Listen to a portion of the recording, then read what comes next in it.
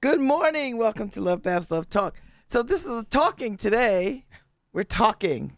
We're not playing music. I'm not on the ones and twos. Frank Mitchell was in the house, the director of the Amistad Cultural Center at the Wadsworth Atheneum. Hey, Babz. Thanks for having me. Hi, Frank. So Frank is here to give us all the history lesson on Juneteenth. And then they're having this big gala June 16th? June 15th. June 15th in Hartford. Yep. And I hear it's one of the swankiest things to go to. It's a good party. It's a good party. We do Juneteenth pretty much all June long. So we start off with a Family Day celebration on June 9th. That's Saturday. So why are we celebrating Juneteenth? Juneteenth is the most persistent of the emancipation celebrations that Black Americans began celebrating in the years after freedom came. And Juneteenth... I like the way you say that.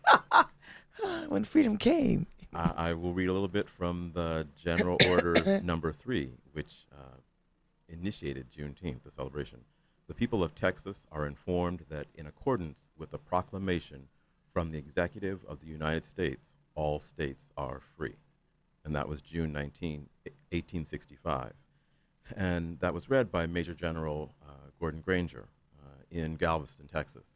And that was one of the last places in the United States where enslaved blacks found out that they were free. The irony was it was 2 years after the Emancipation Proclamation, so they had been free for a while. It just hadn't reached them yet. So, and it hadn't reached people for like 2 years, right? Yep, for almost 2.5 years. And why? But to be fair, there was a war going on. So it wasn't like, and you didn't have Twitter, you didn't have Black Twitter, you didn't have mobile phones, so it wasn't as if somebody could just call you. And depending on where you were in the South, being free meant you had to take your freedom even during the war. So it just might not have been possible. So when you say take your freedom, what does that mean? That if fighting was around you, if there were hostile forces, if the Confederacy had control of your neighborhood, you might not be able to just walk off to freedom or even walk off to Union soldiers who would take care of you. Right, because they wasn't going to let you be free. Yeah. Like that just wasn't going to happen. Yeah, and people had mixed feelings. I mean, you weren't sure what was going to happen. That far south, maybe the Union was going to lose the war. You were better off sticking with people who would exact retribution upon you when the war ended and you were still stuck in the South, as many people were and many people experienced. That if you couldn't go to the North and start over, you were still going to have to live with your former master, owner, enslaver, and his and her family and everybody else. Yes. So, is the biggest celebration in Texas? Like, does Texas have the bigger celebrations? I think Texas has got some big ones, but it really spread out over the place. And part of our celebration this year for the gala is thinking about the evolution of Juneteenth as a celebration and the ways in which it moved across the country as folks left Texas and parts of the South and moved to the West Coast, moved to the Midwest, and then ultimately moved to the Northeast and brought these celebrations with them. But Juneteenth wasn't the only emancipation celebration. There were plenty. People in the Mid-Atlantic celebrated Emancipation Day. People in New England celebrated all kinds of different emancipation days. Here in New Haven, there was a Jubilee celebration in the mid to late 1860s and a big celebration on the New Haven Green in 1870. Really? Yeah. And how many people do you think turned out for that? I don't know. I mean, obviously, it wasn't like today because there weren't that many Black people living in Connecticut then. But it did draw folks from around the region. And I think one of the big things that if you look back at the history at that point, that these kinds of celebrations and community organizations were great because they did draw people from the smaller towns and communities where you had one or two Blacks to create these larger communities in New Haven or Bridgeport or sort of central cities. So are you finding, Frank, that people are wanting to celebrate Juneteenth more and more? Because I don't ever remember celebrating it unless I was in Texas I was in Houston one time, Dallas one time, and I participated. But beyond that, I never felt like there was anything I was never connected to it here. So that's the point that I'm making. Yeah, I think people are consciously trying to introduce it, which is great. It's great when we bring back a holiday or when we extend a holiday that is part of the history and the tradition rather than inventing a new one. Although it's nice to have new ones too. But it is nice to have new ones. To link to one that has this long historical trajectory. I mean, that in New Haven, people celebrated the Jubilee in 1870. That's incredible, and we forget about that. I mean, the black elections that hundreds of years ago, free and enslaved black people found reason to celebrate, even in the midst of the lives they were living. And we should hold those things up, because if they had reason to celebrate then, we have plenty more reasons to celebrate today. Well, it's interesting because there's a group in there's two groups in New Haven that are merging. There were two separate Juneteenth groups that were merging, that were trying to host events. And so they have come together so they can host one event under the Arts and Ideas Festival. And that speaks to people wanting to sort of connect to some cultural identity and has some historical relevance. Yeah. Do you think that's true? I do think that's true. And this year especially, Juneteenth is going to be an important celebration. So get your tickets to our party too. Because and where can we get our tickets from? You can go to Eventbrite, and we're right there under Juneteenth. I don't know if I can quote the Eventbrite link, but it's something like Juneteenth2018.eventbrite.com or something, and you'll find our celebration there. But because so many of these celebrations had a parade, had a public spectacle, had some moment of people getting to control their own bodies and be out in public in these public spaces as free black people, as sort of the centerpiece of what they were doing. They all had some aspect of that you used to own me, but now I own myself. Look at me now. And what people didn't know at the time was, of course, there are lots of ways to kind of still control you. But what we're fighting about today, I mean, Roseanne Barr and people getting in trouble in Nordstrom's and people getting arrested in Starbucks, it's really all about the same thing, about where it's okay to be your free black self in public in 2018 America. And so Juneteenth and these other emancipation celebrations really were the beginnings of pushing into the public space for folks who had limited and very little control over how they could be their free selves in public. And so we're still in some ways fighting that battle. So how many years have y'all been doing this event? This is a celebration that the Amistad Center for Art and Culture has probably done for almost 30 years. We're in the 27th, 28th year of this. Really? Yeah. That's a big deal. Yeah, no, it's been a long, long celebration. It's probably one of the first celebrations that the center created. And so black people come from miles around. White people too, I'm sure. Yep, a lot of folks come from Hartford. It is a big Hartford celebration, but we love it when folks come from other places, from Springfield. And we feel like we are a regional asset for all of Connecticut. So it's great to have people come from all over and celebrate with us.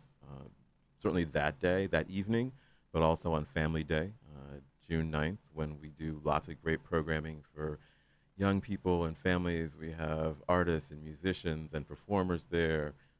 Hands-on activities. The entire museum is open to everybody on that day, and we get a really big crowd. The museum has two big community days that are free to the public, Juneteenth, and we partner with the Wadsworth on that, and also MLK Day, and those are two of our biggest days at the building at 600 Main Street, and it's and great. You're in the Wadsworth, like you're in that big giant building, beautiful building. Yeah, we are a 31-year partnership with the Wadsworth Athenaeum. Our collection, which actually came together here in Northford, a collector in Northford, Randolph Lindsay Simpson, and if folks know the Yale campus, Lindsay Chittenden, those are his ancestors. He was inspired by Frederick Douglass and Abraham Lincoln and began Frederick collecting. Douglass had a huge presence here, which is strange to me. he spent time at the Institute Library. Yep, yep. He was active in New Haven. New Haven was It was a hotbed. Yeah, and it was a good intersection. It was close enough to New York, just as it is today. We're between New York and Boston, and so it was a good stop. And because of the campus, the university meant that there were ideas and people thinking about ideas. And there was a whole underground railroad activity thing going on here. Yeah, it was a strong. There were plenty of abolitionists, but there were also plenty of folks who came from the South and who weren't exactly excited about it. And I think one of the great things about the city is you can see its evolution in popular opinion around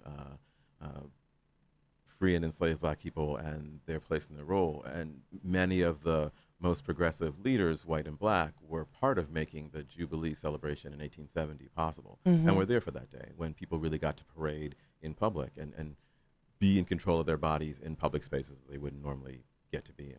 It's odd to sort of think about that to me, but we are reimagining what that means for us now in light of, all the hashtag, what you can't do Black, Yeah. Napping while Black, shopping while Black, drinking coffee while Black, living while Black. I mean, this is so many things, and so that speaks to us not really owning the spaces that we want to be in, I think.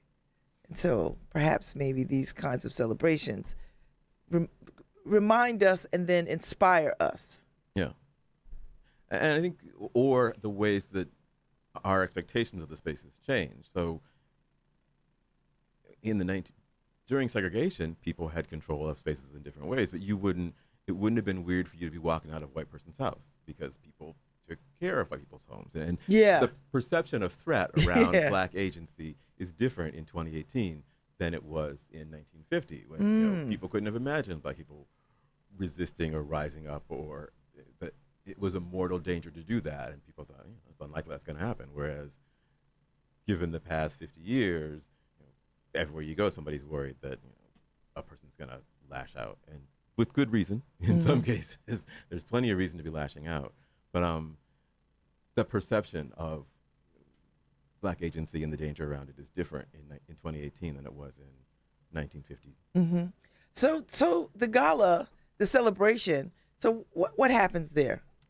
It's a multitasking I've gone to party. a lot of galas. Yeah. What do I get to expect? So we do a little work where we recognize some folks who have helped us as a community grow and prosper, particularly around the arts. So an important part of Juneteenth is acknowledging the ancestors and acknowledging folks who made it possible for those folks to be free, for us to be free.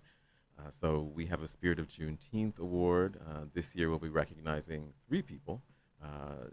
Connecticut State Treasurer Denise Napier will be honored, along with Jonathan Bruce, the arts administrator and artist who ran the Craftery Gallery in Hartford for a very long time and has been a big presence making things possible for young people and local artists and national artists across the board. And Alvin B. Carter Jr., the drummer and producer, who's been a fixture at our Juneteenth celebration and works with musicians around the region on all kinds of great projects. So we're really excited to be able to have those 3 people celebrating with us. So in the first hour, the kind of premiere reception, we honor those folks, probably do a little performance there. And then in the general gala, we have, for the second year, we're partnering with sort of the great New Haven photo studio, Lotta Studio. Yeah. And they'll be creating a special installation for us at the exhibition in the Avery lobby space where we hold a big part of the gala. Last year it was pretty amazing. It pulled from our exhibition at the time, 30 for 30, and that show was about 30 big ideas that helped to shape Black history and culture. So wow. They mashed that up, or ideas from that up, with other work by Carol Walker and Glenn Ligon and other work that was in the galleries that they saw, and created this really amazing interactive space that had, it was a Black backdrop, so it really perfectly showed off sort of darker skin tones, which was sort of a bit of genius on their part, so that, sometimes you're shot behind a white background or a blue background. People still trying to figure out how to light Black skin. But in this case, everybody looked amazing. And so really what's the theme this year? This year we've got a show up that's a photography show, pictures, words, and music. So they'll be playing with that, and they'll be playing with other work throughout the museum, probably to create something. But yeah, it was a really great time. So we'll have a photo booth installation. We'll have some surprise performances. We have a great DJ team that works with us regularly. So there's Dancing Under the Stars in Jangris Court. Really? This year the theme is really about I better wear road comfy trips shoes. and journeys. You can always kick off your shoes. People do that. So road trips and journeys. So we'll be looking at food that comes from the various regions that we'll be hitting. So Texas and Chicago and So now, do you Hartford and New York. deliberately make it black? I mean, do Black. you deliberately make it black? Like, is the food black? I mean, you know what I mean? Yeah, we do try to make sure that it feels like it's a heritage event, and so it's a chance to showcase aspects of African American culture or Black American culture, and so we push hard with the vendor to create some foods that will resonate with the folks who want to come out and celebrate in the way, because it is Juneteenth, and so it's a chance to celebrate that as well. And Juneteenth does have a particular culinary history. People like having red pop at some of the big Juneteenth celebrations. Having what? Red pop. What is that? Red soda, red pop. Oh, like a red cheer drink. wine?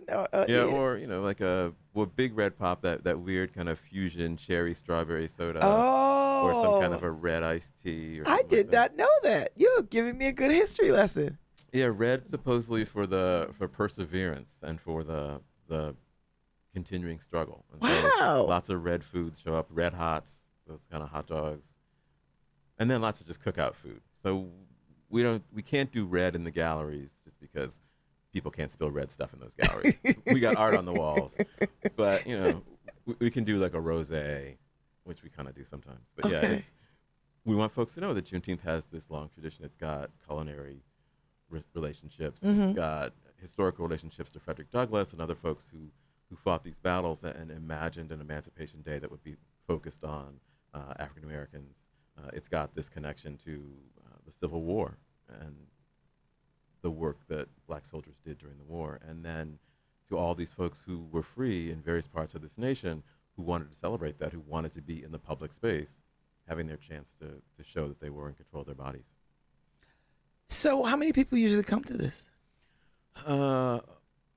For Family Day, we usually get between 1,200 and 1,500 people in the museum that day. And it's a great day to be in Hartford because we've got a bunch of museums, and it's Museum Open House Day statewide. So you can hit a bunch of places. If you're in Hartford, you can be at our space, you can go to the Stowe Center, you can go to the Mark Twain House, you can go to a bunch of really important institutions in the region.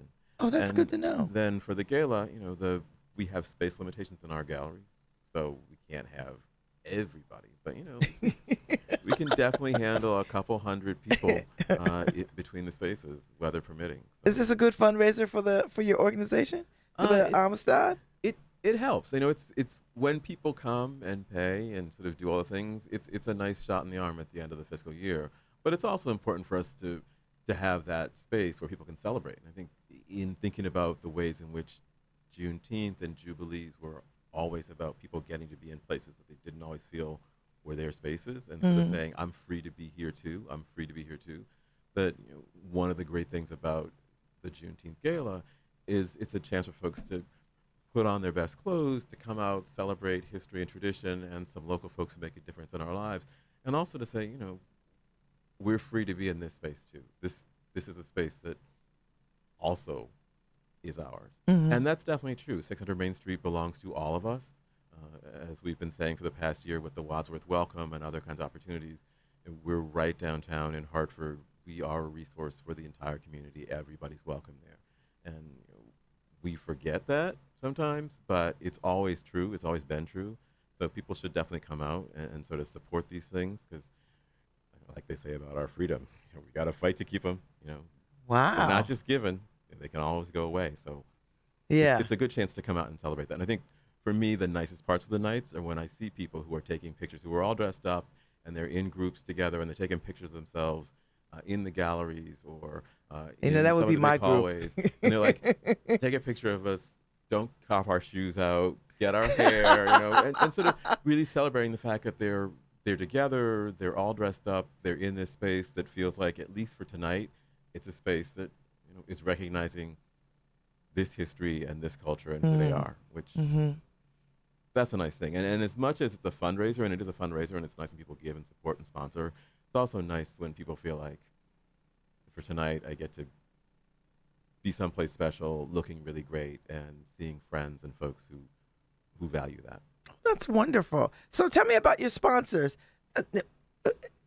Do they understand the significance of Juneteenth? Do they want to add to the history? Like, how do you get sponsors for this? Like, do you say, this is a very Black thing. This is Jubilee. You have to explain the whole. Do you find yourself having to explain this whole story, or? You do a bit. I mean, we have a number of folks who have been with us, or institutions that have been with us for a while. Comcast has been a longtime supporter. Travelers has supported it. A number of friends in the region. Sun Life has been a supporter. The Hartford supports us, and they support us in other ways too. So it's many institutions that already know about the work that we do, and so Juneteenth is sort of like the next step in that relationship. But yeah, it can be complicated because people come and they have a good time, and it's great when corporate sponsors send somebody from their team, and they do come and they have a great time and they report back, and we've had that happen a few times where people have come like, and they this was really fun, and they go back to their ERG and they say, we had a great time. Have them come talk about Juneteenth. We want to send more people, and that's the best thing that happens is when two people come from a company and have a great time. And I think part of our connection to places is through ERGs, the employee resource groups, and so having a good relationship with somebody at Lincoln Financial in their ERG and inviting a few folks from that institution through sort of their organization is a nice way of extending a relationship. So what is the educational piece to this? Like schools, for Juneteenth celebrations, do you alert the school system, and do they have field trips to the WADS, to the Amistad Cultural Center? Is it, do you do that? We do less of that. We really think of Juneteenth Family Day as the day day for you to get there, pull young people in with their families, and that's actually great. It's a Saturday, and we're there all day, 10 until 5, with people coming in, and that feels like it does that work, and the work we do with schools. At this point, we're always transitioning into summer programming and that kind of thing. So even though schools, they got, 19, 20 more days of classes. So last year we had a number of summer field trips through a couple programs that we did. Okay. And it is great. It's great to have kids there. And at the Wadsworth, we do see students until the last day of school. So we'll certainly have school groups. We had school groups in this past Friday before Memorial Day. The morning was really busy with school groups. And I think there was somebody there from New Britain. So we'll definitely have kids coming through. And when people come through the building, if they're on a general tour, often the docents they work with will pick out a couple things in our galleries. So students who are there doing almost anything will at least get a sense of what's happening in the Amistad galleries. So for Family Day, if I'm bringing my kids, and I'm not, because my kids are teenagers, and who wants to be around teenagers too much? Is there things that for people with young children, like what's the age range? Like when you say family stuff, like is it broken down? Like this would be good for little kids, this would be good for teenagers, this would be good for tweenies, Good for lots of hands-on activities that are good for younger children, young families. So at 600 Main Street, the Wadsworth, second Saturday is a tradition. So every second Saturday of the month, the museum is free to visitors. Oh, that's right. You told me that because when you were here last time. Until 1 o'clock. So, and on those days, there are all kinds of hands-on activities and programs for families. And so there is that sense and an audience that knows that happens. It's bigger on Juneteenth, though it is also a second Saturday, as it turns out. But a lot of activities for young families to, middle school, upper middle school, some stuff that would appeal to teens. But at that point, we're happy to have people volunteer. So if you're a teenager, you can volunteer. And we will sometimes have high school students volunteering with us. So we have a teen advisory group that does some work that day sometimes. We have Trinity students who work with us on those big community days as well. So the top end of that is usually kind of middle school. So there are performances. There are other kinds of things that would appeal to tweens and slightly older young people.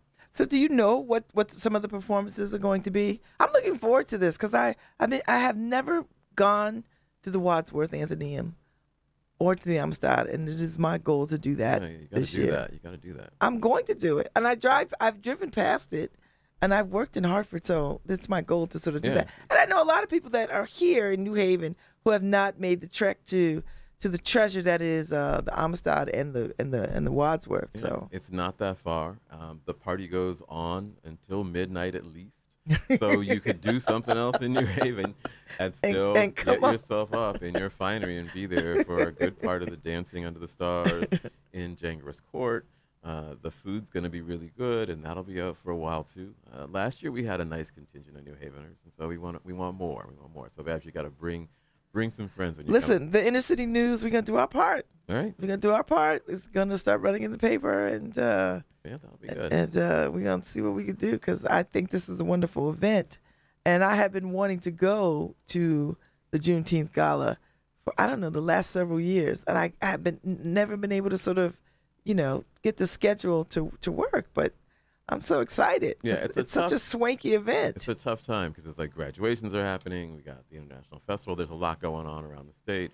Other Juneteenth programs, but the nice thing is that ours goes on into the evening. So you can still be at something here and Friday night after 8:30 or 9, the ride up will be fast and easy. You'll get there in time for a good part of the festivities. Yes.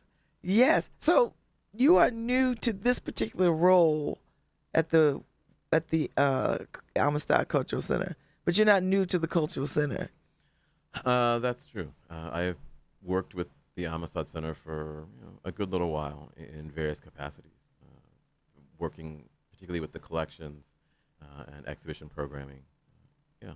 It's been a nice home for a while. And so you are still enjoying it. It's a great place to be, and I think we, as I was saying before, the collection came to us because of Randolph Lindsay Simpson, who built the collection here in New Haven County.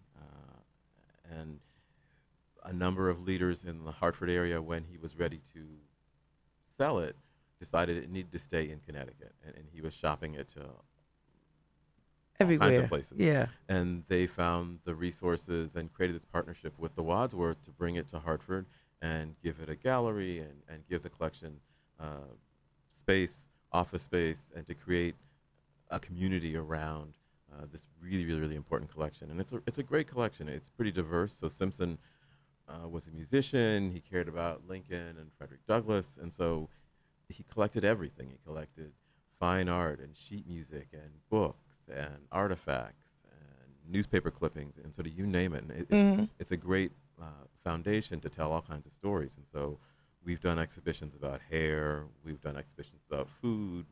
We do the Civil War. We've talked about all kinds of aspects of Black history and culture.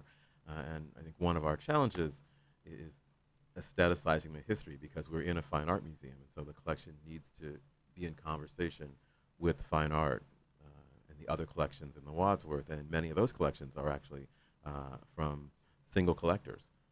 One person who had a vision of a world that he or she wanted to collect and wanted to share with folks here in Connecticut. And so it's a great place to have this story told in the sort of larger context. And we've been doing that there at the Wadsworth for 31 years now. So now, do you all pick up new collections? Like, do you find collections that would go well with what you're doing at the Amistad? When we can, we definitely love to acquire new things. And there are some great local collectors who've been really good to us. And there are artists that we love and work with regularly, and some of them have been really good to us. Mm-hmm. One of the nice things about this collection is because it has such breadth, is it's a really great source of inspiration. And one of the skills that we've developed over the past 5 to 7, maybe 10 years, is working with artists, some local, some nationally known, to come in to the collection and find something that inspires them to create new work. And in the best scenarios, we get to keep a piece from that project. And so we've been able to grow what we do and what we have based upon that. Recently, Lewis Watts, a photographer and photography teacher based on the West Coast, spent some time with us. Yeah. And created this incredible exhibition of work. He was in storage. We were preparing for a book show, and he saw some of the books that we either were going to be using or weren't using, and began photographing those books and other objects in the collection, but particularly the books, and created this really, really amazing portfolio of work, and saw something in these historic volumes of Frederick Douglass's autobiography and 12 Years a Slave and early issues of the NAACP Crisis Journal that I certainly didn't see, and it was an incredible show, and it's a really amazing portfolio. And he's actually had been able to show that in a number of kind of library-like venues around California and up and down the West Coast, and he's had a couple shows here. And so that's the kind of work we love doing, and it's great to do that with artists. But we're also thinking about ways we can do that with everybody. So we're working on a digital update of our collections resource so that people will be able to search the collection at home in their pajamas, or at least have access to some of it anyway that way. And what we want to do is we also want to create some little lessons so you can look at a copy of the Emancipation Proclamation that's embellished with signs and symbols. And we can tell you a bit about some of the signs and symbols and about the proclamation and why it matters, and then show you how we would use sort of that resource to create something new and encourage you to do it. So you could do that, if you're a homeschooler, you could do that on a Saturday if it's snowing or on a snow day. And we want to encourage people to find their own creativity looking at these really, really important pieces of Black history and culture, and thinking about the ways in which someone like Douglass used his biography as a tool. Yeah. But also was acting as a creator in writing that. Sort of balance the need to push for freedom and change with the need to express something as a creator, which he did so incredibly throughout his career. So do you feel like when people are at the gala, or when they're at the Juneteenth week celebratory weekend or days, do you feel that people feel the spirit of why we celebrate? Do you get that sense? Yeah, I think that's one of those programming challenges. How do you make sure that it's a fun event and that you're also messaging the history behind it? And that's part of the challenge of what we do every day in the galleries. How do we make sure that it's an interesting exhibition, but that you're also thinking about the big questions that we want you to think about? So in the current show, which is a photography show, very focused on portraiture, celebrity portraits, portraits of athletes, and we're hoping people think a bit about Howard Bryant's new book on Black athletes and activism. We're hoping people think, when they look at the portrait from Gone with the Wind and other kinds of celebrity images, that they're thinking about the ways in which celebrities need to kind of push forth an agenda for all of us. And it's always a challenge. How much do we guide the conversation we want to have? How much do we leave that to docents and to tours? And how do we give people enough messaging so that it slowly dawns on them that we want them to be having these discussions? And how much do we allow people to guide themselves and make sense of what's on view independently? And that's certainly true in these big events. I mean, how the balance between messaging and kind of gently pushing what we want to push. So we have some ability to do that, certainly with the awards, the Spirit of Juneteenth Awards, and who's getting those awards, with the ways that we embellish the space on that night. It's a world-class art museum, so we don't do too much design with it, but if we're going to do stuff around flowers, if we've got table centerpieces, those things we often use to try and tell a story. We have a Juneteenth fan that we always use, like a church fan that has sort of the program on it. Oh, that's very Black. And we try to kind of help make that message as well. And people can take them home with it? Yeah, it's the program. So. Oh, I love that. Oh, yeah. I can't wait to get mine. So tell me, what is your favorite thing? What is your favorite art installation or exhibit at the Amistad? Do you have a favorite? Like, is there something there that just like, you know what, I really love this? I don't really have a favorite. One of the things that we've done since the renovation, we have this space that we call the John Motley Study. Well, it is called the John H. Motley Study. We don't call it that.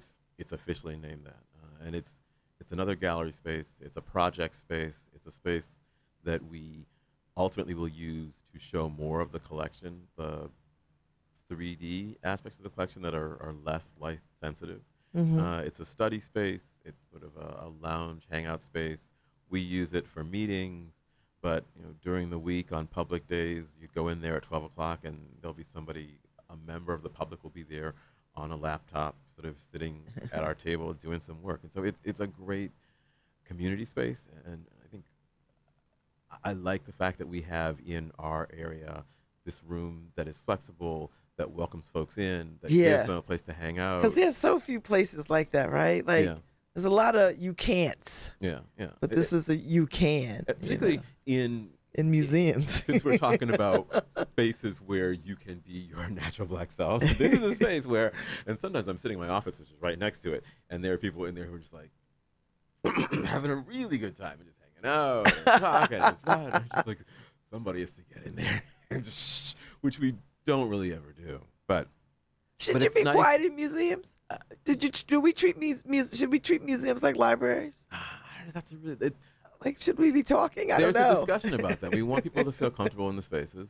In galleries, you want to be aware that there are other visitors there and people are taking. Because I always feel like, in our space, it's quiet. In Motley, it is a space that's a different kind of space, and so we want people to feel like they can be there. There are comfortable chairs. If you need a break with your kids, you can do that, and it shouldn't feel like you have to. It shouldn't feel like it's the library, and libraries are less rigid about shushing people. That's something they're trying to get away from too. That there are spaces that need to be quiet. They're like quiet rooms, but that every room in the building isn't a quiet room. And some places are spaces for people to be who they are, have conversation and whatever. So so Motley is that space for us in a lot of ways, and it really depends on the day and the group. But it's nice to have a place like that, and it's modeled on the space in D.C. at the Smithsonian. Between the Portrait Gallery and American Art, it used to be the library, it was a great library, and now it's open storage and a more flexible, informal space. I think I was there during a conference once, and one of the conference activities was happening in there, which was sort of great, and it was just like a public activity. It was a interactive kind of game thing, but they were doing it there in that space, and so all the folks who weren't in the conference, who just happened to be in there, were watching people do something, which actually was brilliant. It really was. So how much time do you spend immersing yourself in the world of art? A lot? I would say a lot.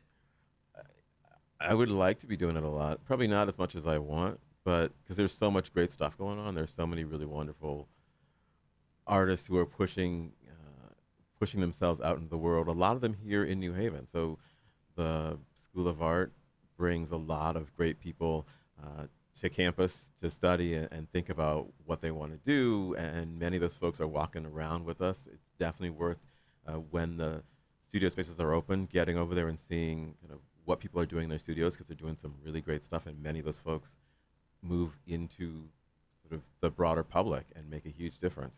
Of course, we're close to New York, so it's great to get there and see stuff that's happening, like the Nick Cave show that's up right now in New York is a big draw. But we've got great art around this region, in Hartford, pushing down towards Stamford, lots of good stuff happening in Bridgeport, up towards New London and in Waterbury. Sort of everywhere we are, there's good stuff happening. There's a great project that we're working on with the Slater Museum and with a community committee in Norwalk, celebrating Ellis Rooley's life, the artist there who died under somewhat mysterious circumstances, and people are still thinking through what actually happened to him. But primarily self-taught, left this incredible body of work that's sort of dispersed across the country. And this show that will open at the Slater in the fall will be a chance to bring some of that work back to Connecticut, and to also look at the ways in which that community has rallied around that artist and done some work to research, to learn more about his life, and also to build some community institutions and markers to the things that he did and the ways in which he influenced Norwalk. So that's good to know. Yeah. It's and you really all have a thing. website. You have a website. We have a website, amistadcenter.org. You can go there to learn more about Juneteenth and other programs that we're doing. So, have you seen the Obama portraits at the Portrait Gallery? I have not seen them in person yet. No, I still have to do that. The last time I was in D.C., it was too difficult to get over to that building to check them out, so I didn't do it. I mean, I'd be interested. I would be very interested in hearing your thoughts on it. I think they're beautiful. I haven't seen them in person, but everyone that's seen them in person has been stunned by it. Yeah, they actually are. They look amazing. We actually do have a Wiley at 600 Main Street at the Wasp. Really? Yeah, Wiley is one of those folks. He has a big Connecticut history. He spent time at Yale. He had one of his first shows at Real Artways in Hartford. So he's really familiar with this. I did not know that. I didn't know he was a Yalie. Yeah, so a local woman in Hartford decided that the museum needed more portraits of people of African descent and made it possible for the institution to get control of, to acquire this really wonderful Wiley portrait. And that alone That's a lovely gift. Getting up to Juneteenth Family Day. Oh, I'm so coming. It's a beautiful portrait. It really is, and it nicely leads into the portrait of Barack Obama. And really, one of the things we were thinking about with our portrait show was that it was a chance to recognize Frederick Douglass's anniversary, this 200th anniversary of Frederick Douglass. And to think about the ways in which he imagined portraiture changing and photography changing. Because he took a lot of pictures. He had a lot of pictures of himself, and it was very deliberate. Yeah, he was a very conscious photography subject. He wrote about photography. He really imagined portraiture changing the experience of free black people and enslaved black people as this important medium that could shift the way people saw black subjectivity. I think he's 200 years ahead of his time. Yeah, no, it's true. We're still working on that. But it's a good tool. It does help. Think of how hard it would be if we didn't have photography. Oh God, I don't want to know. So the Juneteenth celebration at the Amistad Cultural Center starts June 9th. Yep, You do stuff all June, but June 9th is Family Day. It's Family Day. Family Day. So the second Saturday in June. Yep.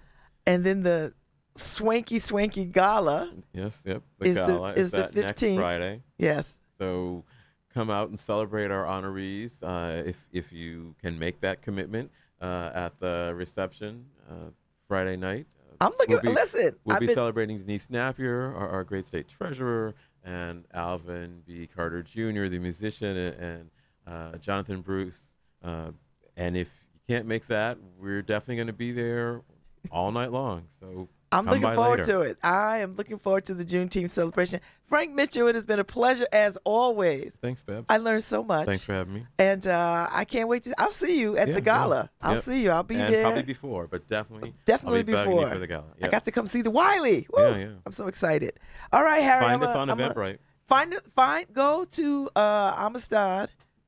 AmistadCenter.org or AmistadCenter.org to get your tickets. 2018. You do not want to miss this gala. This is Jubilee. This is celebration. This is for the culture. Yeah. This is blackity black stuff. Well, Come and on. we're still celebrating it. We're still fighting over being in those public spaces. So That's right. If you want to support folks who are struggling, come and see us in a public place as a black person and spend your money. Yeah. There you go. Thanks, Frank. Thank you. All right, Harry.